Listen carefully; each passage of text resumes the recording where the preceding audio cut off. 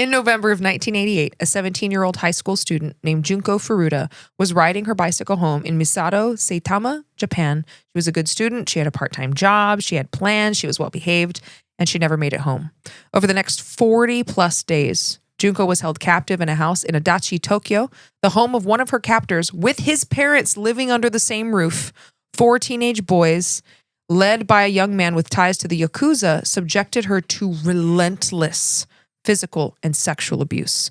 They kept her there through threats and fear, and in January of 1989, Junko Furuta died. She was 17 years old. The justice that would follow, or the lack of justice, would shock Japan almost as much as the crime itself. Because her killers were minors, they were shielded by the juvenile justice system. The sentences that came down: 20 years for the ringleader, single-digit terms for the others, numbers that struck many as staggeringly light for what had been done to her. And the part that still haunts the case today is that every one of them eventually walked free, and then some of them reoffended. Some got married and had children. Some disappeared back into ordinary life and had their names half hidden behind the protections of the law. And unfortunately, it's a story that we see across the world repeated over and over when the victim is a young woman. This is the story of who Junko Furuta was, what was taken from her, and the justice system that left a nation asking whether justice had been served at all. I'm Monty Mater. I'm Andy Jones. And this is Highway to Hell.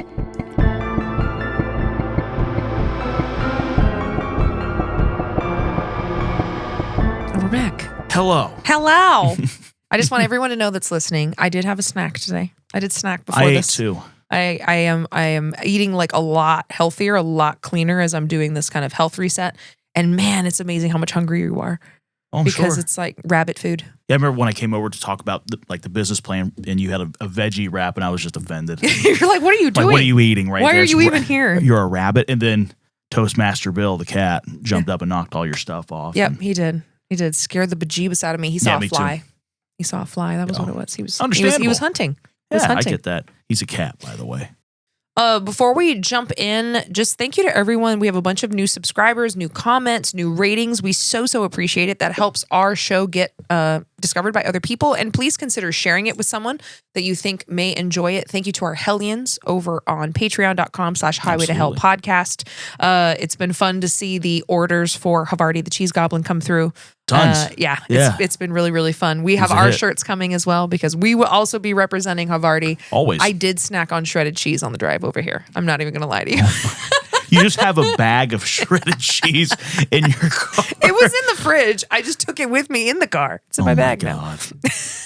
I thought I was bad. When you thought I was kidding about being a cheese goblin, listen, I wasn't. I stand very corrected with that. I wasn't. And hopefully we will be releasing all the Highway to Hell merch. We'll be adding other things as well as doing the astrology with Havarti. It's just been slow. We're trying to figure out a way to like cohesively separate the stores. Yeah. And so while we figure out that tech thing, and the translation for that is while Monty figures out that tech thing in the middle of everything I'm doing. Then the itinerary's getting those kind of resorted for and we're also getting those resorted because we were formatting them as PDFs and then they just don't really show up on Patreon. So it looks crappy on It looks Patreon. dumb. Yeah, and we're going to reformat them as photos that you can also download and you can convert them if you want. It'll look way better. It's like when I initially told you, it looks like this crummy little attachment. I don't want somebody like paying for it's like, what is this thing? Like, what is this? So we're gonna make it into pictures, especially because Dave does so much great work making them visually look so cool. The almighty Dave.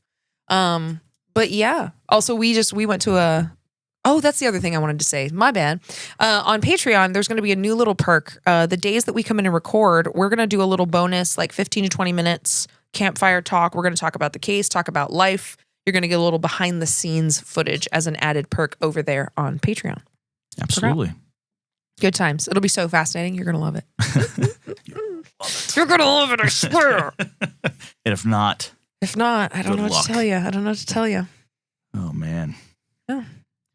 Anyway, sorry, we were at a concert today. last night. We went and saw Evanescence and Spirit Box and the Nova Twins. I had never heard of the Nova Twins. They were great. They all sounded great. I wanted more from Spirit Box's show. Yeah, I wanted a little more liveliness, a little less space between the songs. It was very ethereal, which was really cool. They all sounded just incredible. Yeah, the mixes were great, especially for an arena show, because most of the time that could turn bad real quick. Yeah, the mixes. I mean, all 3 acts, the mixes were phenomenal. I just wanted a little bit more from it. I thought Evanescence just blew it out of the water. They were so good. I think the thing She's excellent. Oh yeah, for me, what just the Spirit Box set was lacking. Not that they're a bad band. It's just it wasn't dynamic. Yeah. It never really dipped. To me, it was just one kind of straight line of like, yeah, it's great, but it's like I need a little bit of a reprieve here, man. Like really bring it up more. And I think we really saw that with Amy Lee because the baby grand piano comes out of the floor and she sits and she'll play like just a couple acoustic songs and then they kick it back up and there was a lot more energy in it, a lot of energy dynamic, and she sounds so damn good for doing this phenomenal. For what, 25 years? Yep. Sounds great. Yeah, no, she does sound great. And like the band was tight. The only thing that got me was the mic dying. Oh, I know. The mic died after the first song. Dude, somebody got a talking to. She was pissed. She had that moment where you see her full of rage, like, are you fucking kidding me? Which I totally relate to. And then she was able to reel it back in. Stuff happens. I mean, they blew the power. Yeah, day 4 of the tour, stuff's going to happen. But at the end of the day, it's like I saw a video today of, Rush is on tour now. And Geddy's bass just died. Yep. And like his tech's nowhere and he's just standing there. I'm like, God, somebody's getting fired. Yeah, not good there, guy. Stuff happens though. Before we jump in, do you have some comments for us? There's a lot of comments. We're gonna be here all day. We're gonna be reading these comments. We're gonna do one episode of comments and then we'll get to the story. It'll just be me in front of a fireplace with a smoking jacket on, reading these comments. And I know we recently did a poll asking about longer episodes. And most people want longer episodes, or at least more in depth. Okay. The people have spoken. This, let's see. I wouldn't care if either of your podcasts were 2, 3, or 4 hours. I'm listening to it. If they were 4 hours, I would need a lot of water. That would be Red long. Bull. That would be long. I do an NYC meetup. Just saying, right? Yes to longer episodes, and that Bob Dylan song sent me into a rage before 10 a.m. Yes, mission accomplished. That's gonna be another one of my things. We're gonna do dad jokes, and I'm just gonna sneak in. Like randomly putting Bob Dylan up to the mic to scare people. Dude, you do. I don't know. It's going to be Bob Dylan and Yoko Ono. Oh, God. Which, have you ever seen that clip of her singing with it's John Lennon and Chuck Berry playing and she starts shrieking and Chuck Berry goes, like over one of his songs. Yeah, he's like, what are you doing? If you guys haven't seen that, like go to YouTube, watch it. That's your homework. Easy. If that was my homework in high school, I still wouldn't have done it. I'm not going to do that. No, I'm not going to do that. I had to look up that Luke Bryan song because y'all kept talking about it and it ruined my day. Awesome. It is horrible. We warned you though. We did warn you. We're like, this is horrible, and you still looked it up. I think you like it secretly. I'm just kidding. Let's see. I for one would happily listen to longer episodes. I love how you mentioned those 3 bands: Nickelback, Creed, Theory of a Dead Man, Trifecta of Doom. Trifecta of Doom. I've been describing dad rock as Theory of a Nickel Creed for many years. I really love your programs. It would totally listen to longer episodes. We got to laugh out of Seeger. Yeah. That means that was particularly good. God is laughing over there. You've done a great job. Let's see. My best friend's nephew's name is Max Powers. Oh my no. Oh my God, it's come true. I totally forgot I made that joke too. Right? Let's see. I would totally listen to a 2-hour pod. I mean, a lot of people are just wanting a little bit more. Why? Why would you do that to us? The Bob Dylan torture. I feel betrayed. You guys continue to be hilarious. It's the tism. Let's see here. The exorcism of Emily Rose scared the shit out of me. Both of my children have experienced sleep paralysis multiple times. My oldest son, 26, had it so bad when he was younger. We bought a Spanish protection candle. Oh, yeah, for him. And I can't remember which one, but it was bad. My youngest son still has episodes. He's 17, by the way. Love your Aaliyah shirt. Yeah. Sick. Let's see here. Maybe a couple more. Like I said, there's just tons, and a lot of people are just saying, oh, yeah.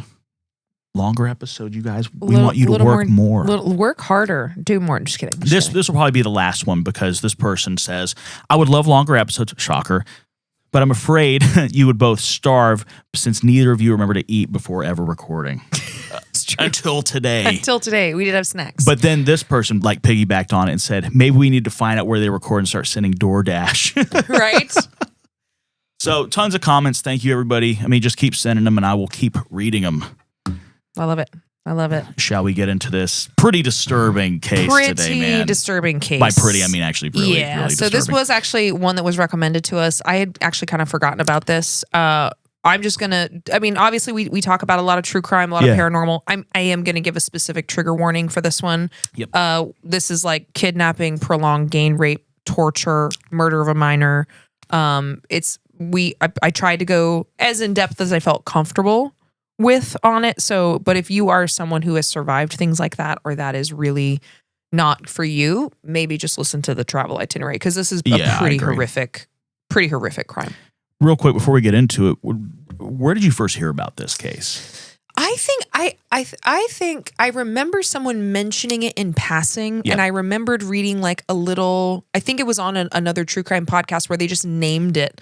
They didn't actually talk about it, and I remember reading like a little Wikipedia page about it. Sure, was my first time hearing it, and rough. Yeah. It must have been something similar to me, because again, I was thinking some of these cases I just don't remember, because I'm like, oh, I've heard this, but where have I heard this before? Yeah. I think it was probably some YouTube compilation of crime in Japan. And one thing I will say, there's not a lot of these crimes in Japan. Yeah. But when there are, it's good bad. God. It's so bad. It's very, very disturbing. There's and a lot I of disturbing say, cases. and I might get the country wrong, I feel like there's a crime similar to this in it's either in Vietnam or somewhere. It's South China, Vietnam, somewhere down there, that it was something very similar in the sense of it was just absolutely horrific. But that does ring a bell. So I don't remember. we do talk about a lot of like crime. We've talked about the Epstein files. We've talked about child abuse and all these things. But this one is just so particularly violent. We just wanted to give people a little bit of a warning. Heads up. All right, well, here's a turn of events. I'm starting this thing. What the heck is going on? What's this world coming to? So just going to give a little bit of background of what Japan was like at this time in the 1980s. So the year's 1988, Japan was at the apex of what economists call the bubble economy, the most dramatic peacetime financial expansion in all modern history. Tokyo real estate had inflated to the point where the grounds of the Imperial Palace were theoretically worth more than the entire state of California. Good Lord. Wow. You hear that? I mean, considering are they including California's economy in that? Because, California is the number 4 economy in the world. Yeah. That's crazy. I think so, at least wild. at that time. Japanese corporations were buying American landmarks. Sony purchased Columbia Pictures. Mitsubishi Estate acquired Rockefeller Center. The Nikkei stock index was headed towards its December 1989 peak of nearly 39,000. Japanese banks were the largest on earth. That's mind-blowing. Mind-blowing. None of that wealth distributed evenly, and wealth of that scale never comes without organized crime attached to it. By the 1980s, the yakuza, Japan's organized crime syndicates, had embedded themselves deeply in the bubble through real estate speculation, construction contracts, and financial scams, just like the Cosa Nostra families here. That feels familiar. Yeah. What are you guys into? Waste management. Little Simpsons reference there. Some estimates suggest that up to 40% of the bad loans left when the bubble eventually collapsed were tied directly or indirectly to yakuza-affiliated operations. In 1988, these organizations operated semi-publicly. Some maintained office buildings with nameplates. They printed business cards. They attended disaster relief efforts. Good guys here. Well, they were actually a big part of the 2011 Fukushima incident after the tsunami. The big yakuza time. showed up with at night because they didn't want to freak people out. They brought water and food and buy a little public loyalty, maybe. Yeah, that's what it's all about. It's just like the American mob. Exactly. It's just like I help you, you help me. Yeah. The line between legitimate business and organized crime in bubble-era Japan was, in many places, effectively non-existent, that's pretty interesting. All right, so Japan, again, in 1988, operated under the concept of tatamaya, public face, the performance of social harmony. The cultural imperative was, do not rock the boat, do not interfere, do not make trouble. The nail that sticks up gets hammered down is a literal Japanese proverb describing an active social enforcement mechanism. So the Equal Employment Opportunity Law had passed in 1986, 2 years before this story, with no enforcement provisions. It functioned as a suggestion. Women were expected to work until marriage and leave the workforce thereafter, channeling their lives into the Ryosai Kenbo ideal of good wife, wise mother that had been state policy since the Meiji era, which is wild to think about that it had been that long. Women who deviated from expected social behavior, too independent, too sexual, too visible, were categorized as morally suspect here. The framing matters for understanding both what happened to Junko and how institutions responded to it. Cue the witch trials, Yeah, right? Any woman that doesn't follow the ideological framework is a threat. You're out here walking around. That's a funny looking kitchen. Why aren't you in there cooking? Yeah. It's like, what? Fuck? Get out of here. Yeah, it's very strange, but I could see that being a thing with Japanese culture because it's really been such a foundational piece of cultures since the agricultural revolution when men decided, hey, we're going to hoard wealth. And in order to do that, we have to control birth. So we have to control these rowdy women folk and get rid of all the goddesses and the divine feminine. And it's only dude gods. Yeah. And as you see by my cave drawing, God has a giant penis. They did. They gave God a schlong. Schlongzilla. Because it was really important, apparently. It was very important. It was something God wanted us to know. Yeah.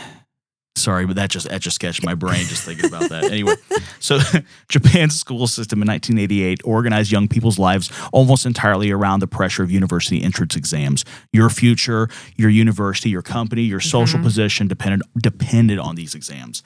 The system rewarded compliance and punished individuality. That's been a big thing. Let's see. Running parallel to this was Basoku culture, I believe. Sorry if I just butchered that. Translated as violent speed tribe. Motorcycle gangs composed of young men who rejected the conformist path. They wore modified school uniforms and military-style jackets, raced bikes through city streets in packs, and built their identity around transgression. Basoku was also the primary youth recruitment pipeline to the yakuza. Young men with attitude, appetite for violence, and no interest in the corporate track were an obvious asset to organized crime, and the yakuza recruited accordingly. In the working class Adachi ward of northeastern Tokyo, far from Shinjuku's gleaming towers, this pipeline was active and well-traveled. Yeah. Yep. I mean, I could totally see wanting to kind of go your own way, man. When there's so much pressure, there's always going to be the people that are just like, nope, I'm not doing that.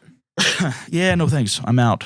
And there's just so much pressure of like, you have to do this. You have to go into like, just, you have to toe the line, follow this. I mean, that's a lot to deal with and live with as a kid, man. I couldn't imagine. So Japan's juvenile law of 1948 was designed in the post-war period to rehabilitate young offenders rather than destroy them with adult sentences. Anyone under 20 processed through the family court system, which imposed dramatically reduced sentences compared to adult criminal courts, proceedings were closed. Victims had minimal involvement. Sentences for serious crimes were measured in single digits. Which is crazy. That is wild. See, because like with most of this, I agree. Especially for someone who's young. Like when you're young, and like, especially if you're impoverished or, like kids do stupid shit. Like if you steal something or even like you sell drugs, right? You get kind of caught into the wrong crowd and your family needs money or you're rebelling. But when you get to the point of like what we're about to talk about and what we've seen recently come out of the UK and the US, you can't can't let people out on single digit crimes for things like murder. No way. Let them out for something like a manslaughter, murder. Good God. I mean, in the U.S., like this is no criticism of Japan's juvenile law because in the U.S., you have people serving more time for weed than rape. It's sick. And then Wild. Then you have some of these kids that drive drunk and kill a whole family, but they get out because what's it called? Affluenza, because they're from an affluent family. Yep. Are you fucking kidding me? Yep. Disgusting. I see those stories pop up, man. I want to flip a car. That makes me mad. Just Hulk that thing. But anyway, I digress. Emperor Hirohito, who had reigned since 1926, who had presided over Japan's imperial militarism, its defeat in World War II, and its extraordinary post-war reconstruction, was visibly dying throughout the fall of 1988. He would pass on January 7th, 1989, 3 days after Junko was killed. The Showa era, the era of radiant Japan, ended as her body was being concealed. Japan entered the Heisei era, the era of peace and stability, 4 days after her murder. Junko Furuta was born on January 18th, 1971, in Misato, Saitama, a modest suburban city approximately 20 kilometers northeast of central Tokyo. She was a senior at Yashio Minami High School. Months from graduation, she was so close. She had strong grades, held a part-time job to save money for her future. She didn't drink. She didn't smoke. She was well-liked by her peers. well behaved. She had no gang affiliations, no connections to delinquent networks, no relationship history that placed her in dangerous company. She was a good, well-behaved kid who followed the norms and expectations of Japanese society for a young woman. Japanese privacy law has historically restricted media coverage of crime victims' personal details. So her biographical record, as well as her perpetrators, is a little bit thinner than what we would have for an American case. What the record confirms is that she was industrious, she was responsible, she was doing nothing unusual on the evening of November 25th, 1988. She was cycling home from work, and she was not found for another 44 days, and she was not found alive. Before we get to the night of November 25th, we need to know who was waiting for her, because what happened to Junko was not spontaneous. It was possible because of who these four men already were, their histories, their connections, and their specific social infrastructure that they had built around themselves. Hiroshi Miyano was 18. Miyano was the oldest and dominant force of the group. He had come up through the Bososoku culture and the motorcycle gang network that Andy talked about that served as the primary youth recruitment pipeline for the organized crime of 1980s Japan. And by 1988, he had developed genuine connections to the yakuza-affiliated networks. He was not a formal member of the crime family, but his association with that world was close enough that his threats carried real weight. He knew people who knew people. When Miyano told someone that interfering with him would have consequences, that warning was backed by something. Miyano was intelligent in the way that predators and serial killers and sadists are intelligent, finely attuned to leverage vulnerability to what a situation could be made to produce. He had targeted girls before. He had a documented history of sexual assault prior to November of 1988 that did not result in charges, in part because his network was capable of suppressing the consequences. He had tested that system. He had gotten his get out of jail free card. He had done it before. He was also very charismatic. Same way, again, serial killers, predators are very charismatic. He was capable of projecting calm, performing concern, of manufacturing the impression of worthiness, of trustworthiness when he needed it. And these traits are key in what would happen, and also him getting these other young men to follow along. Shinji Minato was age 16. Minato was the youngest of the four. He was not the architect, but he was the follower. The house that what she would be held in was his. His family home in Adachi Ward was where Junko would be held. His parents, adults living in that house, were aware of the situation, would make a decision every day for 44 days to not say a goddamn word. Minato's role in the larger operation was the initiating physical contact, knocking Junko off her bicycle, creating the inciting moment that would put her in front of Miyano. In the hierarchy of this group, Minato was kind of the practical asset. He's a resource. They needed a house to hold her in. After his eventual release, Minato's post-incarceration life was defined by continued violence. In 2018, he would be arrested for assaulting a man with a baton and attempting to stab him over a parking dispute. Great guy. Yeah. Great guy. Just gem. The capacity for that kind of violence, of course, developed. It didn't develop with Junko. It was already there, arguably. Joe Ogura was 17. Ogura came from a family with a documented criminal history as well. His father had prior convictions for violence. He had grown up in an environment where that kind of conduct was kind of normal. He was most physically aggressive participant in the 44 days. He was the one that would generate a lot of physical violence.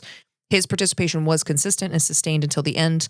After his eventual release in 1999, Ogura worked in the IT sector, married, lived an ordinary life, at least to outsiders. Which is sad because he should have died in prison. In 100%. July of 2022, Ogura was found dead in his bathroom at age 51. His head lodged between the toilet and the tank and the wall behind it. They think it was an accidental fall. And again, I don't have as much biographical information about these guys as I would normally have, simply because of Japanese juvenile laws. Yeah, exactly. Yasushi Watanabe was 17. Watanabe functioned primarily as the maintenance presence within the captivity structure. So he physically ensured Junko could not leave, enforcing the boundaries of the confinement when the other three were absent or busy. He was not the ringleader. He was kind of just materially necessary. They needed a guard. After his release in 1996, 7 years after Junko's murder, at which point she would have been 25, Watanabe spent years unable to reintegrate socially. He became increasingly reclusive, confined largely to his mother's home. He developed a degenerative neurological condition that his family could not afford to treat, and he would die at the age of 49 in 2021. I just wanted to introduce these guys so you have a little bit of background for who they are before we get to the abduction. November 25th, 1988 was a Friday. The bubble economy was still expanding. Emperor Hirohito was dying quietly in the imperial palace, while official bulletins issued careful daily updates on his condition. Japan was in the last weeks of the Showa era without knowing it yet. Junko Furuta had worked her part-time shift and was cycling home through Misato in the early evening. She had school on Monday, graduation was 3 months away, and she had saved enough from the part-time job that she was starting to think about what would come after high school. None of what she was doing that evening was unusual. This was just her Friday commute home. Then Shinji Minato stepped into the path of her bicycle, knocked her down, and before she could fully process what happened, before like the adrenaline of the fall even clears, Hiroshi Miyano was there. He appeared from nearby. He was waiting for her. He presented himself as a stranger who had witnessed the collision, expressed concern, and he put himself between Junko and the road. Very calm. He said he would walk her home to make sure she was okay. And again, he's this kind of person. He's a predator. He knows how to make himself appear trustworthy. And they had choreographed this. They staged the encounter and the collision so that Miyano would have the opportunity to offer her an escort. Miyano understood that a 17-year-old girl who would be shaken from a fall, like scared, you're falling in the road, presented no reason yet to distrust a calm young man who said he had seen what had happened and wanted to help her. They used that window of trust to get Junko to go with him, and she did. He did not take her home, of course. Miyano took Junko Furuta to a warehouse in the area where he raped her. This was not a situational escalation. From the first moment she was alone with him, he was telling her in the clearest possible terms what her situation was and what he intended to do with her. The assault at the warehouse was kind of an act of establishment. It was this act of dominance, possession. This is now how you live. I own you. I'm in control. Then he called Minato, and then he called Ogura, and then he called Watanabe. So he had her alone first, raped her first, and then called her friends. He took her to the Minato family home in the Adachi ward. By the end of that night, all 4 boys were there, men and boys. Junko Furuta was in the house she didn't know, in a ward of Tokyo she had no connection to, surrounded by 4 young men that she did not know, total strangers to her, who had organized themselves around what they intended to do to her. And it really just seems like they had planned what they wanted to do to a young woman, and they simply went and found one. She had no connection to them whatsoever. The Minato family home was the standard residential structure in the Adachi ward, a working-class northeastern district of Tokyo. It's unremarkable. It's just a house in a neighborhood of similar houses, kind of like how we would see neighborhoods here. Shinji Minato's parents lived at home. They were there when Junko was brought in. They were there through portions of the 44 days that followed, and the record shows clearly in the trial and externally that they were aware that a girl was being held in their home against their will, and they did not call the police. Pause 2 seconds there. How? Like, what? I don't know. What? It's like, how do you my first question is it because they're worried of the yakuza, right? Because of Miyano's connections? I think it's more likely they didn't want their son to get in trouble. And maybe they were just afraid of all 4 of these boys. I mean, I could totally see that, but dude, at some point you got to, and this little punk, Miyano, is he the one with the yakuza? Yep. Oh, I know somebody. That's, those are the worst fucking types. And I know somebody that knows somebody. Get fucked, dude. The parents should have gone to jail too. 100%. 100%. That's accessory. Exactly. You're just as guilty. Yeah. You're turning a blind eye. You're going, I don't see anything. Well, it was like, what was his name? Jesse Mack Butler last year. Yep. That raped the 2 girls in his house, filmed it. His mom was there. His mom heard the girls screaming. He choked one girl so hard she barely lived. And had he held on a few seconds longer, she'd be dead. Let me just put my... No jail time. Let me put my headphones on and my blinders. Right. No jail time. Again, it's like when I was reading through this and like prepping through this, I was like, this feels so familiar. Because you had him and you had Brandon Dahl, was that his name last year? Same thing. Raped a girl for 5 years from 7 to 12. No jail time. Crazy. Well, he's a young man with a future. Yeah. He probably football player. Go catch a ball. To make that choice actively for 44 days. Yeah. Like each day, the Minato parents remained silent. Each day, they went to sleep without calling anyone. That's insane to me. 6 weeks. It's insane. It's insane. That is so mind-numbing to me. And the most plausible explanation that most people give is the fear of Miyano. So he had established the nature of his connections, the consequences of if they interfered with him, and it probably was around some kind of threat will kill you and your children. The Minato parents understood or believe they understood what confronting Miyano's network would cost. But again, he's not actually part of the yakuza. He's a little punk. And also, you have a teenage girl back there. Fuck you. Yeah. Bring it. Yeah. Bring it. And again, like I said just a couple seconds ago, but I have to say it again because guys like this piss me off so much. Oh, I know somebody. Who? Yeah. You know, I know this person who knows that person is going to do something. Yeah. It's like, you little asshole. It's so sad. So she was held in a room on the upper floor of the house. She slept in a cardboard box. When she was allowed to sleep, she had access to a toilet only when the men decided to allow it, which was not always. She was given food and water at intervals that stretched into multi-day deprivations. She was locked into that room. That room became her entire world, and the men were the only people she saw. Miyano established the rules of Junko's captivity explicitly. He did not leave anything up to chance. He said if she tried to escape, her family would be killed. He knew where her family lived. He had been in Misato. He had come to her neighborhood to find her. So this is where he's like, he at least says that he knows her. We don't know for sure if he actually did, if he stalked her and identified her. But this is the threat he gives. He at least knew where she lived. So at the very least, he knew that much. She didn't know him, though. The threat, of course, is geographically specific, and there's credibility to it. How do you know where I live? I don't know you. Miyano had the yakuza connection. He had access to men who could carry out that kind of threat, and he communicated this very calm, flat register. This is just policy. This is just how your life is. And that's part of what's so scary about people like that, is they can say the most horrific things to you in the most calm manner.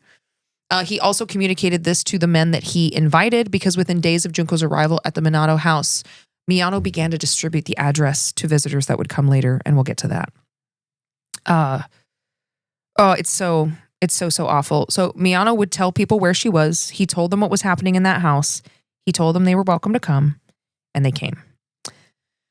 Oh boy. Okay. Over 44 days of Junko's captivity, investigators estimate that more than 100 men, young men, older adolescents, adults, entered the Minato house. Again, the parents are there, and participated in what was being done to her. The majority were never identified. The ones who were never identified were never charged. They were never named as witnesses or interviewed or called to account. They entered that house and raped and tortured a captive 17-year-old, and then they left. And because of Miyano's network made it clear what would happen to anyone who spoke about it, the entire social environment around that house had been compressed into silence.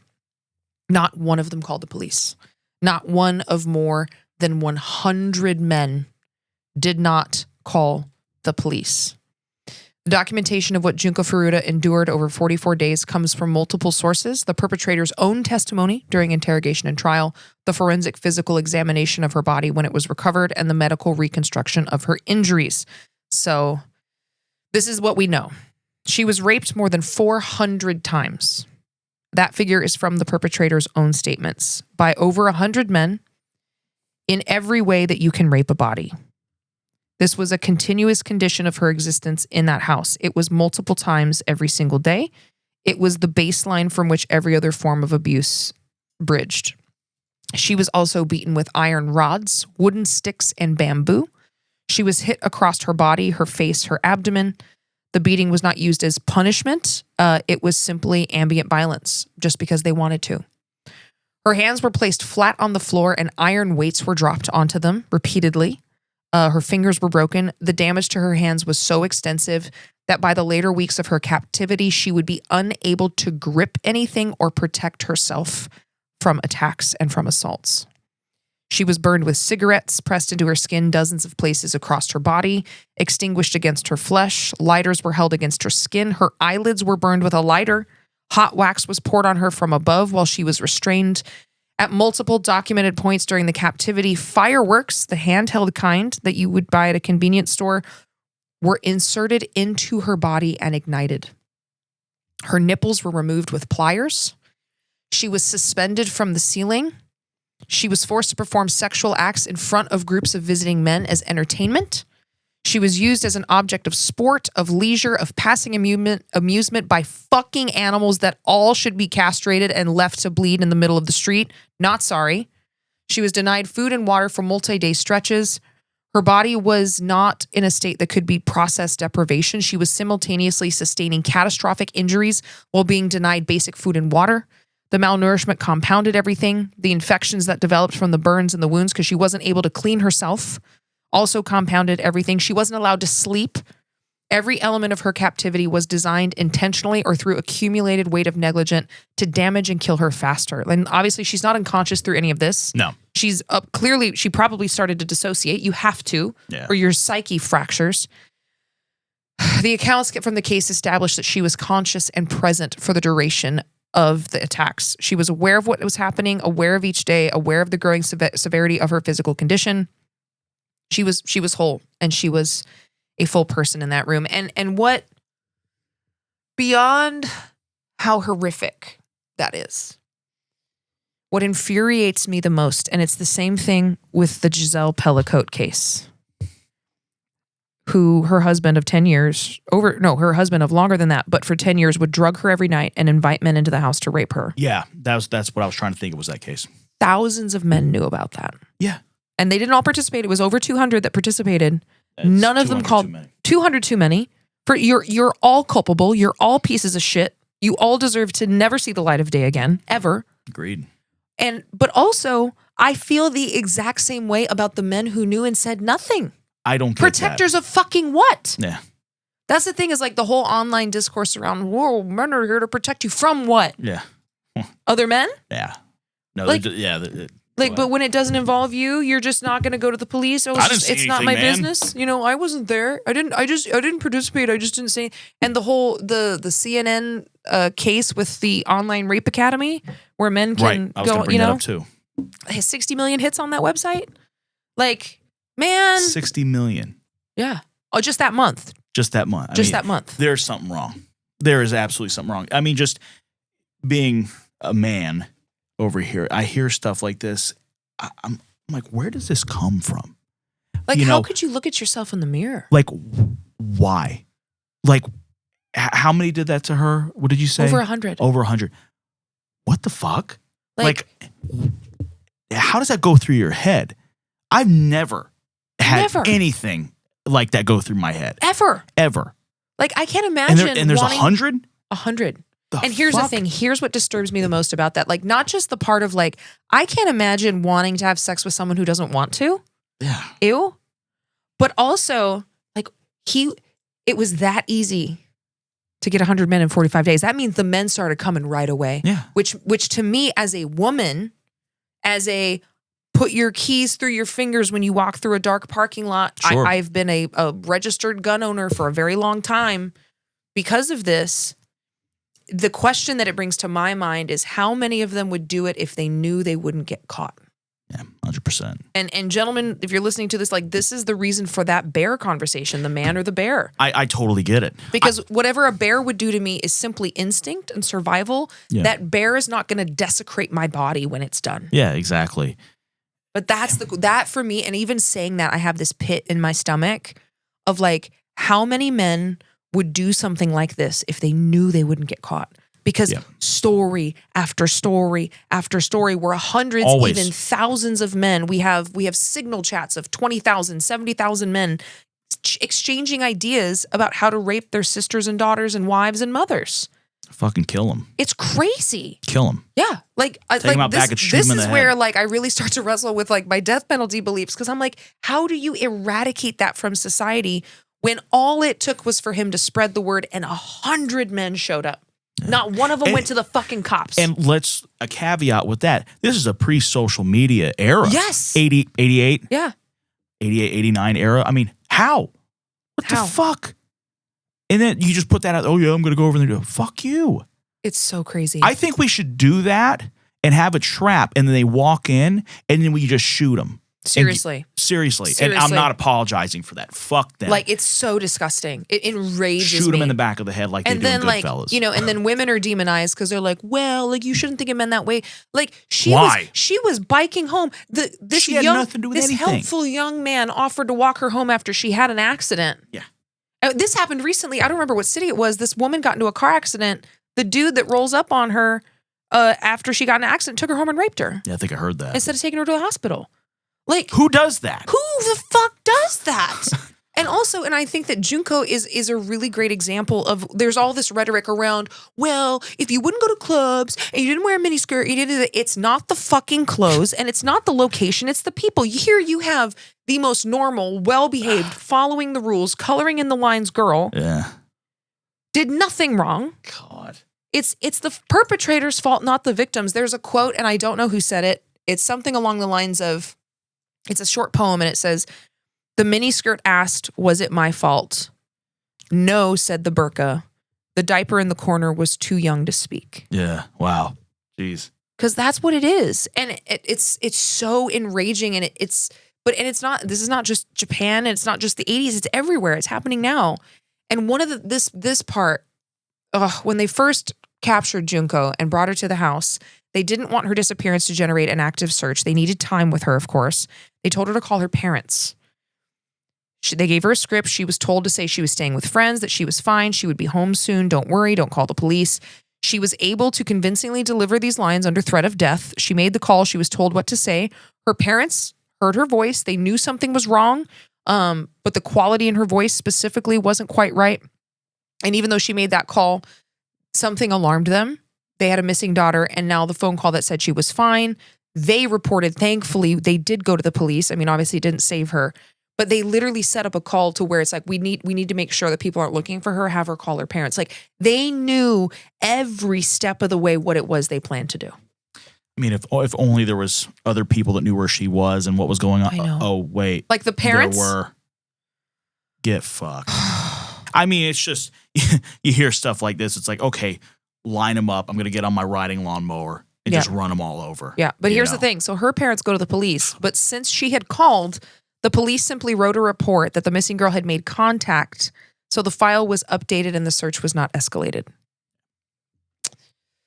At some point in early to mid-December, testimony places it roughly 2 to 3 weeks into captivity. Junko Furuta reached a telephone when her captors were not immediately present. The most likely reconstruction of this is that a moment of inattention on Watanabe's part. He was the primary guard. It was a few minutes at most. She called her parents. She told them she'd been kidnapped. She gave them the name of the ward she believed she was in, Adachi. She provided what location information she could, and she was telling her parents exactly what she needed them to know under exactly the pressure of knowing she might be caught. Her parents contact the police immediately again.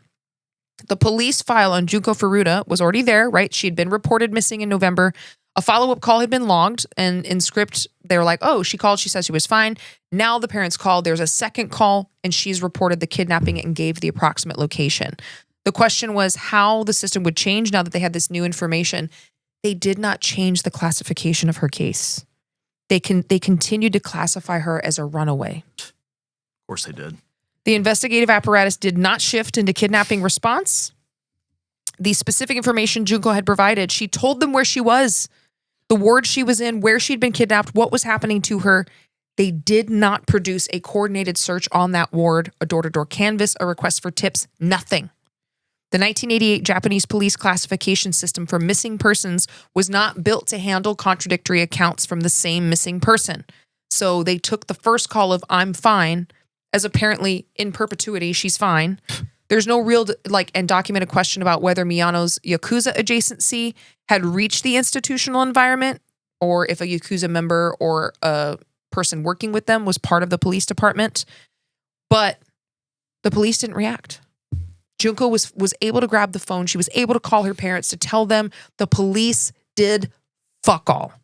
And when Miyano and the others discovered that she had reached the phone, they made sure that it would not happen again. And this is in large part why her hands were crushed. Yeah, that makes sense. So that sense. she couldn't grip anything and she couldn't fight back. At some point in December, Junko got to the first floor of the house. We don't know exactly how. The record doesn't give us the detail with precision, whether Watanabe had briefly stepped away, whether there was a moment of distraction, whether she had been planning the attempt for days and waited for an alignment of circumstances that finally came. What we know is that she made it downstairs. She was close to the front door. She was close to the street, to the neighborhood, to the possibility of a neighbor, a passerby. Really, anything is better than what's there. Anyway, she was caught before she reached the door, unfortunately. Which means the parents saw it. Yeah, 100%.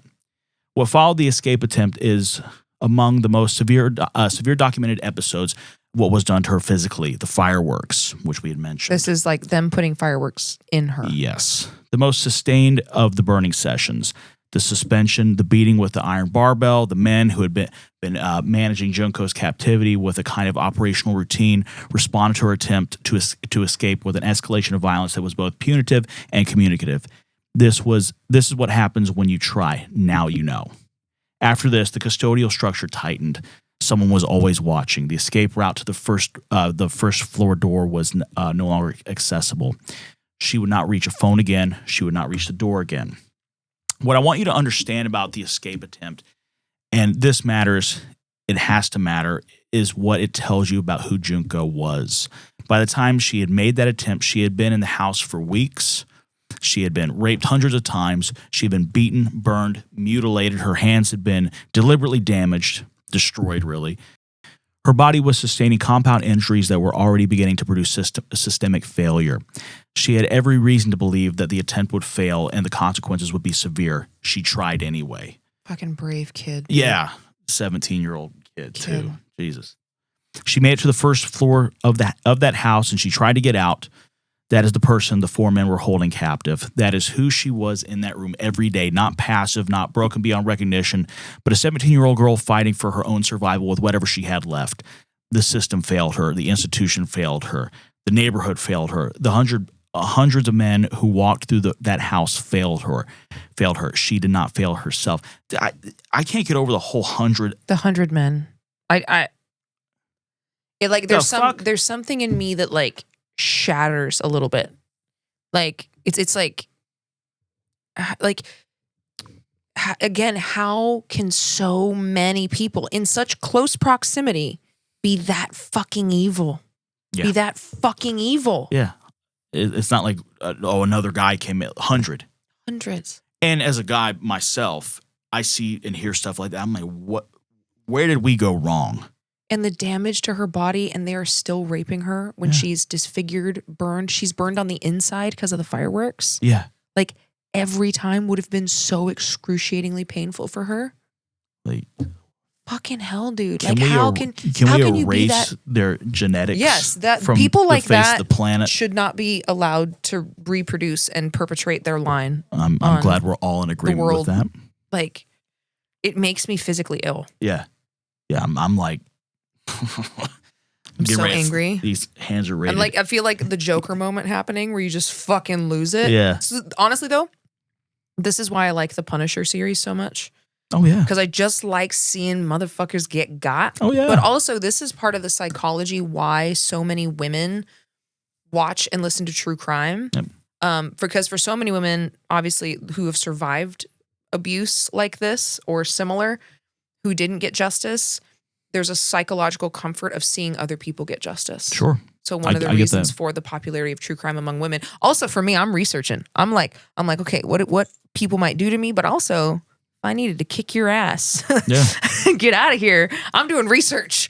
I'm turning into Abby from NCIS. Oh yeah, trust me. I see this stuff. I'm not some tough guy, but these hands are rated E for everybody. If I see that, for everyone. Oh, you want to abuse somebody? How about I abuse you, motherfucker? Yeah. That's the thing, man. And all all these fucking men are such goddamn cowards. Oh yeah. Weak-willed, monstrous fucking cowards. You smack them in the face once and they're going to go down. And they're for the same guys that are like, yeah, we're big men, we're better than women, we're superior. No, you're fucking not. I'm going to walk around and be tough. Here's the thing. Any person you see walking around acting tough, oh, I'm an alpha. You're a baby back little bitch. And I will show you. Because my thing is like, if you are a specific thing, I'm not tough. You don't have to broadcast it. If you're a nice guy, you don't got to tell people. If you're smart, people will figure it out. You got to walk around pretending I don't know about that with me. Pretending you're a real man. I got questions. I'm gonna walk around with my tattoos and my big truck and I love tattoos. It's the imaginary lat syndrome that gets me when they have their arms lifted out to the side to make room for the lats they don't have. This doorway, I can't make it through the door. You know, like, and nothing against tattoos either, but like it comes with the territory of like, I have nothing against tattoos. An afflicted t-shirt. Yeah. Like or the fake tattoo sleeves. Remember the fake tattoo sleeves? Oh, I forgot about that guy. Oh, he who shall not be named. Yeah. Cough, cough, cough. Anyways, continue. More on that. Maybe we'll put that in the bonus. We'll put that in the bonus on Patreon. As he laughs maniacally from behind his mic. Anyway, by the time December turned to January, Junko Furuta's body was in advanced deterioration. The sustained physical damage of 6 weeks. 6 weeks, man. Fuck, dude. The beatings, the burns, the sexual violence, the insertions, the malnourishment, the infections had produced compounding systemic failure. Her hands, broken and burned and repeatedly damaged, had lost most of their functional capacity. The injuries of her internal organs from the sustained sexual assault were severe. I can't imagine. Yeah, that was a hard one to read. Burns across her body were infected, her immune system stripped by malnutrition, and the cumulative demands of constant trauma was not capable of containing those infections. She was in multiple organ failure by the first days of January 1989, not approaching failure in it. Yeah. 17 years old. Comprehensive organ failure. And of course, the 4 men continued. I don't want to call them men, anyway. Yeah. Even as her physical deterioration made every act of violence more medically catastrophic than it had before, even as she could barely move, even as her body began to fail in ways that were visible, documented later in forensic examination, the visits did not stop. The abuse did not stop. Miyano did not call it off because Junko was dying. The house operated as it had been operating since the last week of November. Emperor Hirohito was dying in the same weeks, publicly in real time with the nation watching. Official bulletins updated daily.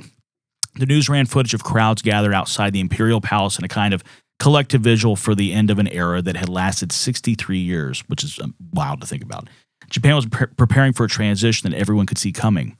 In Adachi Ward, in a house that looked like every other house on that street, a 17-year-old girl was dying of the things being done to her, and no one outside the house knew she was there. January 4th, 1989. It was a Thursday. The new year was 4 days old. Emperor Hirohito had 3 days left to live. 4 men, Miyano, Minato, Ogura, Watanabe, were all playing mahjong. Something happened involving Junko. She disturbed the game, she said something, or she was simply there, and the men decided they wanted to act on it again. The inciting incident, whatever this incident is, because we don't have all of the details, would not justify what happened. They suddenly stopped playing mahjong. They turned to Junko. They beat her with an iron barbell for an extended period of time. Then they restrained her, and they poured lighter fluid on her feet and lower legs, and then they lit her on fire. She did not die immediately. She was conscious. She was screaming, of course. The men extinguished the flames not because they were going to stop, but because they weren't finished. Then they relit her again. And then the fire was put out again. And then they relit her again. And she would die of traumatic shock after multiple times of that fire being lit and put out and lit and put out. She would have been 18 in 4 days. The 4 men placed Junko Furuta's body in a 55-gallon steel drum. They poured wet concrete onto the drum around and over her body. They sealed it. They transported it to a waste reclamation site in Koto Ward in eastern edge of Tokyo, a construction and industrial area, a place where heavy materials were moved and stored. They left the drum there and went home. 3 days later, on January 7th, Emperor Hirohito died. Japan entered the Heisei era, the era of peace and stability, the Showa era that had begun in 1926 and encompassed imperial militarism, world war, surrender, and one of the most extraordinary national reconstructions in human history was over. And Junko Furuta's body was in a drum in the Koto Ward. Her parents did not know where she was. The police file still said, runaway. Ooh, that's tough. That's just For the next 2 months, through January, through February, and most of March, the drum sat at the reclamation site. Junko Furuta had been missing since November. Her parents knew she had called them. They knew she was being held captive, and the police had that information. No arrests had been made in connection with her disappearance. They hadn't really even investigated. Yeah, they didn't really. They didn't even look. Oh, she's a runaway. She'll turn up. On March 29th of 1989, Joe Ogura was arrested for an unrelated offense, a robbery. During the subsequent interrogation, information about Junko Furuta came out. Whether Ogura volunteered it to try to bargain or whether it just slipped out because of pressure, the public record does not establish why he said it, but they did get the information about the drum in the Koto Ward. Construction workers at the reclamation site, guided by police, located it, And Junko Furuta was found on March 29th of 1989, 4 months after she was kidnapped, nearly 3 months after she was murdered, sealed in a concrete barrel in a construction yard in eastern Tokyo. She was identified through physical evidence. She was 17 years old and had been dead since the 4th day of the new year. I mean, the case was solved by accident. It's not like the police did anything to actually find her or end what was going on. And just the weight and the gravity of what happened to her. But like regarding like Japanese culture at this time, where like, you know, the only job for a woman is mother. You work until you're supposed to be a good wife, mother. And the danger of that ideology, and we see it in the manosphere, we see it in fundamental religions. When you reduce a woman to an object for reproduction owned by men, this is what men feel entitled to do. Yeah. You're an object. You're not a person. You're never given personhood. That's why, you know, some people are like, oh, you know, it's not that big of a deal. So, yes, it is that big of a deal. Because it gives people license to another person's humanity and to their body. And when you don't see someone as a human, they are a sexual object for you to use until you're done with it. This is the extreme of that. This is the through line of that thought process, which is why it has to fucking change. All 4 perpetrators were arrested in the spring of 1989 following the discovery of Junko's body. They were charged with abduction, unlawful confinement, rape, murder, and abandonment of a corpse. The charges were not contested. What happened to Junko was clearly documented. The question was not guilt. The question was what the juvenile law was going to do about it. In July of 1990, the Tokyo Family Court found all 4 defendants guilty, but these fucking sentences. Hiroshi Miyano, the ringleader, was sentenced to 17 years. Some records do indicate up to 20, reflecting additional charges. You should never be able to get out of prison. If the death penalty is not on the table, you should never be able to get out of prison if you do something like this to someone. I'll take Joe Ogura. Sorry, go ahead. Joe Ogura, 5 to 10 years. Shinji Minato, 5 to 9 years. Yasushi Watanabe, 5 to 7 years. Watanabe would be released in 1996, 7 years after Junko's death. She would have only been 25. Insane. All right. That's nuts. Judge Jones' court's in session. Here's a wild thing. How about for some punishment, you want to put somebody in a drum? How about you have to spend 5 to 10 years in a drum, you piece of shit? Yep. How about we do that to you? And I hope this is giving like some therapeutic release if you're listening to this episode, like watching us go on our fantasies about destroying the worst humans on earth. God. And the court's reasoning, consisting with the juvenile law's rehabilitative framework, weighted the defendants' ages and theoretical capacity for reform against the severity of the crime. Reforms, you can't reform that. You can reform a thief, right? A kid that steals something. You can reform a truant kid who vandalizes shit. You can reform a drug. You can't reform someone who participates in that for 45 days. Yeah, you can. You reform with a bullet. Permanently, maybe? Yeah.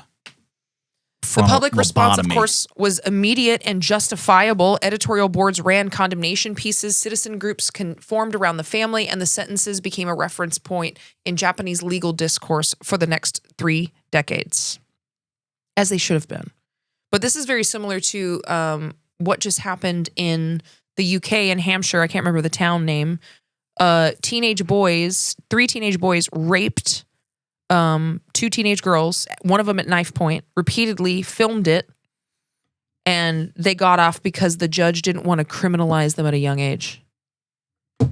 Those girls got a fucking life sentence. Yeah. They lived, but they got a life sentence of what you did. They have to deal with the consequences for the rest of their life. You should have to deal with the consequences for the rest of your life. They got off, and thankfully, it's being sent to appeal review, and I think something's going to come down in appeal. I hope. But if it wasn't appealed... Why is that even a thing? Why is that even a thing, can right? Can we start Tanya Harding people? Just seriously. Hop out and just bam with a and tire iron. And these fucking articles, Good when God. you read these articles, it's always like, it'll be a teenage girl and it'll say young woman.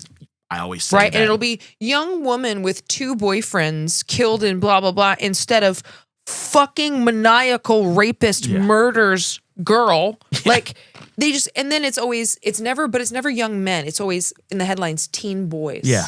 Yeah, there's no such thing as girls. It's always young women. I think it went on a tirade at one point in one episode. I forget which one. And then teen boys instead of Young men. Never young men. Upstanding young men Yep. to our community. Fuck you. So much promise and potential. Like, men get graded by their potential, and women just have to suffer the consequences. Brock Turner's the same instance. Potential. We already, fuck his potential. We already saw what he actually did. Yeah. That's yeah, exactly. The Junko Furuta case became and remains the most cited case in Japanese debates about juvenile justice reform.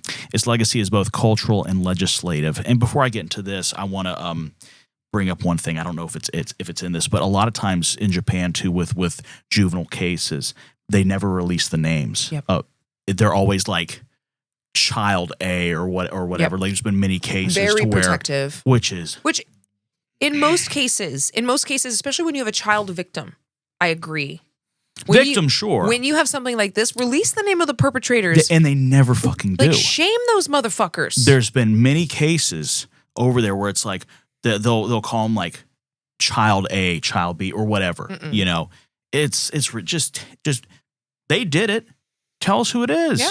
And that's why a lot of these cases, there's not a lot of information, and they come out many years later because there's a moratorium on this stuff. But anyway, public outrage generated by the Junko case, combined with several other high-profile juvenile crimes in the 1990s, including the 1997 Kobe child murders, in which a 14-year-old killed 2 children and mutilated a third. That's one too. I know a lot about that one.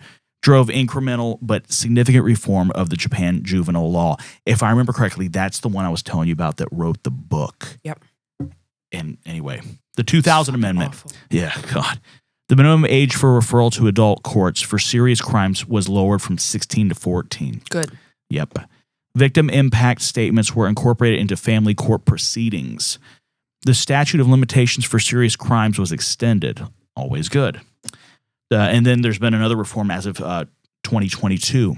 18 and 19-year-olds are now classified as specified juveniles with a strong presumption of adult court referral for crimes carrying minimum sentences of 1 year or more, including robbery, forcible sexual assault, and arson. Good. None of these reforms applied retroactively to the men who murdered Junko. Just crazy. Because remember, like, they all got out. Yeah.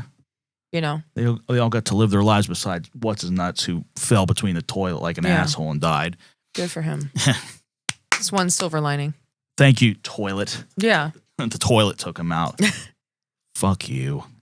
Anyway, the case has been the subject of manga adaptations, which is like a Japanese comic. Yep. The 2004 dramatization Concrete, a controversial film that brought renewed international attention. That's probably the thing that brought it to America. Yep. I think so. Yeah. Documentaries and extensive true crime coverage. Japanese privacy law has shaped how this documentation treats Junko herself. Her image and detailed personal history remain less publicly circulated than comparable Western cases, a choice that reflects both legal restriction and cultural difference to the surviving family. Or deference, rather, sorry. Let's see. The case made visible, in unavoidable terms, how organized crime connections could insulate perpetrators from both community accountability and police action. The fact that over 100 men entered the Misato house over 44 days without a single one reporting the crimes to authorities is not a coincidence. It's a demonstration of the reach of Miyano's social network and the deterrent effect of yakuza adjacent threats. Also, that you're a monstrous piece of shit because you wanted to be there. Yeah. My God. Ugh. Yeah. Get back to it here in a second. I'm just shaking my head. Japan's Boryakuden countermeasures laws, passed in 1992, began the long process of restricting yakuza operations, partially driven by a mounting public reckoning with organized crime's role in episodes exactly like this one. Just infuriating. Infuriating. But I mean, like, we've seen this before where I mentioned Brock Turner. So that was June of 2016, was sentenced to 6 months, Santa Clara jail for sexually assaulting an unconscious woman. He was caught in the act. He only served 3 months. Judge Aaron Pesky's reasoning stated, quote, a prison sentence would have severe impact on him. End quote. The victim, later identified as Chanel Miller, read a 12-page impact statement at sentencing that became one of the most widely read documents in American legal history, as it should be. The sentence was 6 months. And again, she gets a life sentence. Slap on the hand. Yep. Judge Pesky was recalled recalled in 2018, the first successful recall of a California judge in over 80 years. Good. California subsequently passed legislation mandating prison time for some categories of sexual assault. Again, Turner's sentence remained 3 months. December 2013, 16-year-old Ethan Couch of Burleson, Texas, drove drunk at 3 times the legal speed limit, killed 4 people, assisting a stranded motorist, injuring 9 others. His defense introduced a psychologist who testified that Couch suffered from affluenza. Yep, that's This is what you mentioned. Defined as the psychological condition of being raised with sufficient wealth that the concept of consequences is never internalized. The judge sentenced him to probation and enrollment in a private rehabilitation facility at $450,000 per year, funded by his family. Killed 4 people. 2 seconds, hold on. All right, I'm back. When perpetrators Just had to envision something. are young men, especially wealthy, doesn't matter who the victim is. And it really punches a hole in this line of like, well, if you're a woman and you just dress this way and you don't go out at night and you don't do this, and you don't engage in risky behaviors, this won't happen to you. Yes, it fucking will. It happens to kids, bro. How about they don't do that? How about they don't do it? You're blaming how about clothes. we hold the perpetrators as responsible? And actually, here's the thing is, and I can't remember the guy's name, but they did a research series of interviews with rapists. One of them, I think his name was Matthew something. I can't remember. Pretty prolific. And they asked him about what do you look for in a victim? And his was like, the number one thing is, does it look like she's going to fight back? And can I get away with it? Like as a woman, wearing your hair in a ponytail that's easier to grab makes more of a difference than if you're in a miniskirt or not. And in fact, he talked about, and I'm going to paraphrase, but he essentially said he looks for women that look more reserved, soft, demure. He's like, because they're less likely to fight me. Yep. And I'm like, okay, note to self, be a baddie. Yeah. Oh, also, tattoos are also great because tattoos are identifiable markers and they're less likely to body snatch you. All right, so before we get into the travel portion, I've added a new little section to the podcast I thought would be cool. We're going to do our highway highlights. So I'm going to take 5 takeaways at the end of each episode, just kind of summarizing the horrificness of what we just witnessed. So the first one is that silence is a decision with consequences. Minato's parents, the neighbors, over 100 men who visited the house, and officers who filed that report made an active choice. Tatamea, the cultural pressure to maintain surface harmony and not interfere, is not a passive cultural quirk. It is a structure that protects perpetrators. Silence and refusing to rock the boat protects predators. Number 2, juvenile law designed for rehabilitation becomes injustice when applied without proportionality. The Japan Juvenile Law of 1948 had legitimate humanitarian intentions. Those intentions do not survive contact with a case involving days of sustained captivity, gang rape, torture, and murder. Japan recognized this and reformed the law. Good. Number 3, organized crime connections functions as an extra legal protection. Systems frequently accommodate that function. Miyano's yakuza ties were not incidental to the crime. They were part of it. They enabled recruitment of additional abusers, deterred witnesses, and also prevented the parents from reporting. Every country has a version of this dynamic. And sometimes it's not even a crime family. It's just a wealthy, powerful person that you know. Political relationships. The mechanism is exactly the same. Power protects power. Number 4, the standard of, quote, the ideal victim is designed to be failed. Junko Furuta met every criteria. She was young, innocent, hardworking, uninvolved in anything dangerous. It made no fucking difference because it's not the victim's problem, it's the predator's problem. The standard of the ideal victim, which demands purity, clarity of circumstance, perfect presentation of trauma, exists not to extend justice but to restrict it. When the most unambiguously innocent victim in the room still doesn't receive justice, the question is not about her. It's the system and the gravity with which we put these crimes under. Number 5, reform happens because people refuse to let it be buried. This is another instance of your silence matters, even if it's after the fact. Demanding justice, demanding human rights, demanding those things make a difference. Japan's juvenile law reforms between 2000 and 2022 did not happen because officials just were like, oh, this is a problem, we need to fix it. It only happened because public outrage forced their hand. And this is how legal systems change. Oofda. Yikes on bikes. Yikes on a fucking bike, bro. All right. I wish I knew how to ride a bike. Right. Just kidding. Sorry, I used to be able to ride a unicycle. trying to bring us down a little I know, bit. right? You used to be able to ride a unicycle? I did. I'm a weird person. We'll save this for the We're going to save this for the after chat, the I campfire got chat. questions about that. All right, y'all, real quick. We're going to take a Highway to Hell travel guide, 7 days in Tokyo and Saitama. Tokyo is one of the largest metropolitan areas on Earth. It is home to roughly 37 million people. And it is really, really efficient. Trains run on time. The streets are clean. You can eat at 3 a.m. at a convenience store and have a great meal.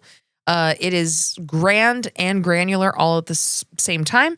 And here is how to spend 7 days in it. So to get around, use public transit. It's so reliable and it's going to be so much more efficient than trying to navigate traffic. So purchase a Suica or a Passmo IC card at the airport right away. Load it with yen and tap it on every train, subway, bus. A lot of convenience stores also let you use it. And then Google Maps will handle the rest. That's and rad. if you're worried about like, oh my God, language, use Google Translate. It's got a camera on it. You can hold it up to signs and it'll translate it for you. There's also a feature there where you can press a microphone and have a live translated conversation with someone who doesn't speak English. Isn't that amazing? It's so cool. Jeez. And just try it. Like, it's scary and it's intimidating, but it's also so worth it. It will change your confidence and like your view of the world. So day one, we're going to go to Shinjuku. Shinjuku is the best space for a first Tokyo visit. This is a walkable area. We're going to do coffee at Arabica Shinjuku, which is a minimalist single origin entry point. You know that I'm always going to have coffee in these travel all around itineraries. the world must find coffee. And then during the day, just explore the neighborhood, stop into stores and shops. For the evening, go to Oimide Yokocho, which is Memory Lane. This is a narrow alley under the train tracks near the Shinjuku station, which has a bunch of yakitori stalls seating 8 people maximum, where they it's like a almost like a food court. There we go. But it's in an alleyway. So this is an amazing, like, immersive food experience in Tokyo. After dinner, go to the Kabukicho, which is Tokyo's entertainment district. It's historically controlled by the yakuza-affiliated entertainment operations before those aggressive regulatory crackdowns, so you can go there. This is like, if you've seen movies of people going in and out of venues in Tokyo and the bright neon lights, this is that area. The energy at midnight is insane. For day 2, go to Harajuku, Meiji Shrine, and the Shibuya. In the morning, go to the Meiji Shrine. This is a Shinto shrine completed in 1920 and dedicated to the Emperor Meiya and the Empress Shoken, set inside a 175-acre forest at the center of the city. The approach through the torii gates and the cryptomeria trees produces this beautiful kind of silence. The shrine sits on land with deep spiritual history. Multiple accounts from shrine priests and visitors describe unusual atmospheric phenomena on the forest approach for you paranormal spooky folks. The shrine does close at sunset, so go early. Then get your morning coffee at the Fuglen Tokyo in Tamagaya. This is a Norwegian-Japanese collaboration. Ding, ding, ding. Again. I did a lot of research on that. I was like, wait, Norwegian Japanese. The two things that just make so much sense. They go together. Right? And again, if you remember from the last travel itinerary, Norwegian roasts are have more of a light roast. They don't have as much depth. Right. But they do sometimes have higher caffeine content. In the afternoon, go to the Takashita Street in Harajuku. This is a pedestrian street that produced and continues to generate Japanese street fashion subcultures. So the amazing, so cool, how do you get away with that fashion? A lot of it comes from this area. The Omoto Senado, this is a tree-lined boulevard of flagship architecture and high-end retail. This is where the big money goes, but it's well worth the walk. In the evening, go to Shibuya Crossing, the largest pedestrian scramble across the world. At rush hour, approximately 3,000 people cross simultaneously from 6 different directions. The second floor Starbucks at the northeast corner offers an aerial view. If you're like, I can't do that, but I want to watch, then you can look down on it. A Fury Ramen is nearby and serves Yuzo Shio ramen that resets your life. You're welcome. That's another real famous scene, that cross you see in a lot of movies. That crossing. I could just imagine, I have a gig over here. It's like Nashville. Excuse me, let me push my cart. Let me get my amp to this thing. You know, that's actually nightmare fuel. It's actually the same. Anyway. I would actually panic a little bit, but definitely go get the ramen. See it from above and then go get your ramen. Day 3, go to Old Tokyo, Asakusa, Ueno, and the history and the dead.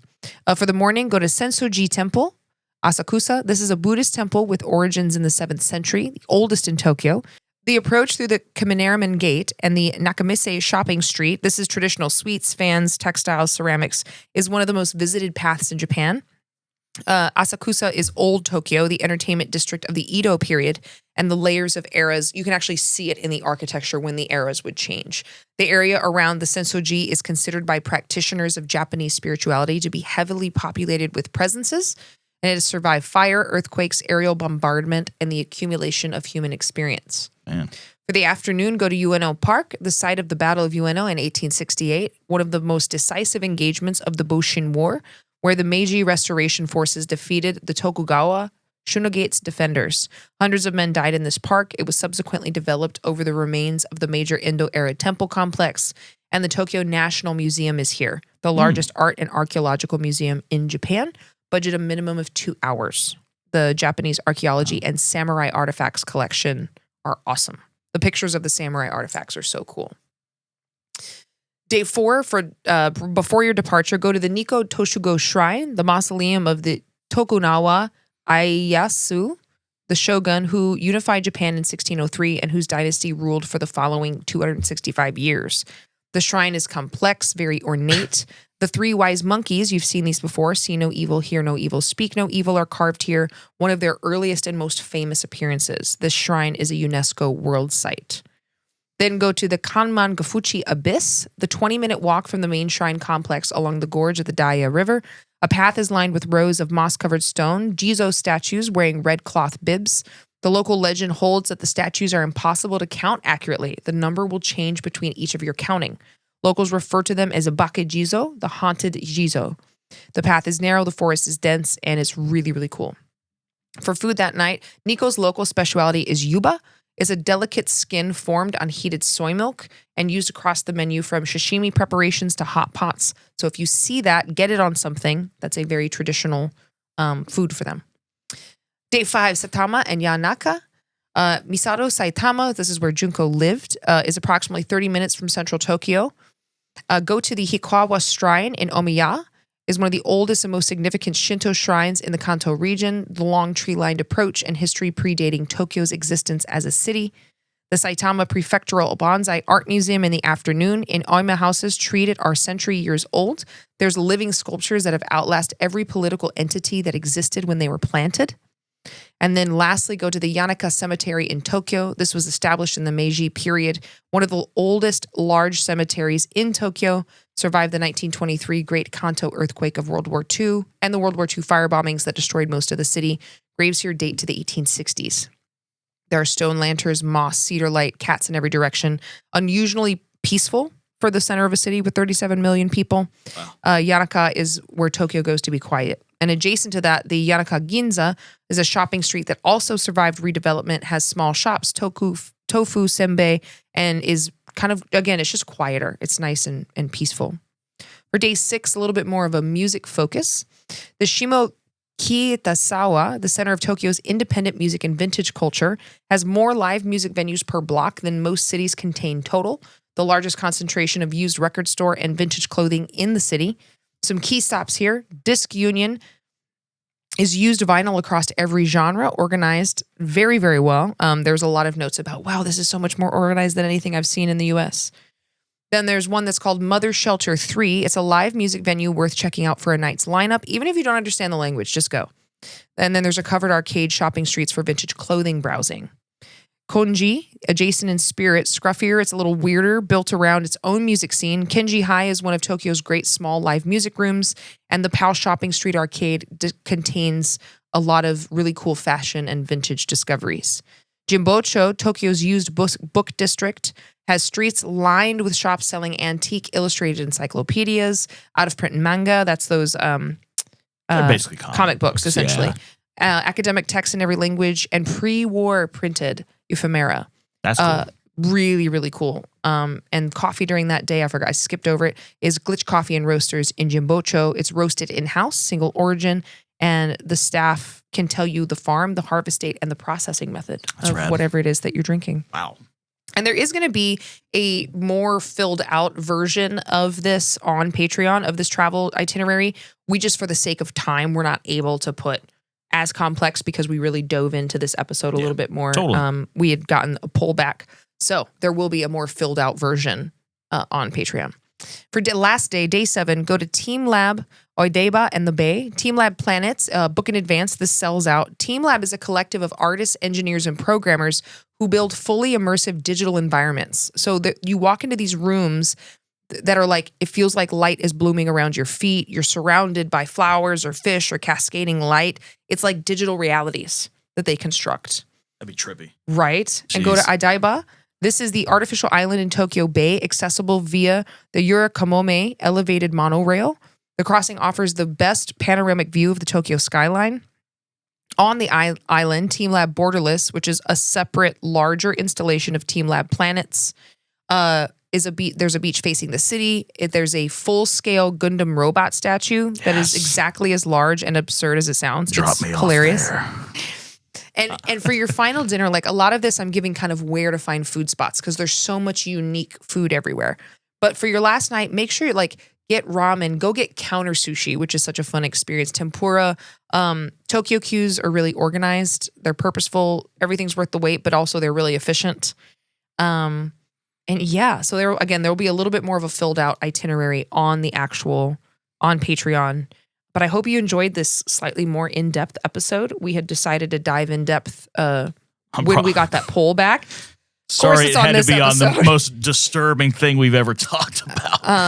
But as always, if you see something, say something. Don't let your silence be the reason that someone gets hurt. Explore countries with vastly different cultures and languages than you.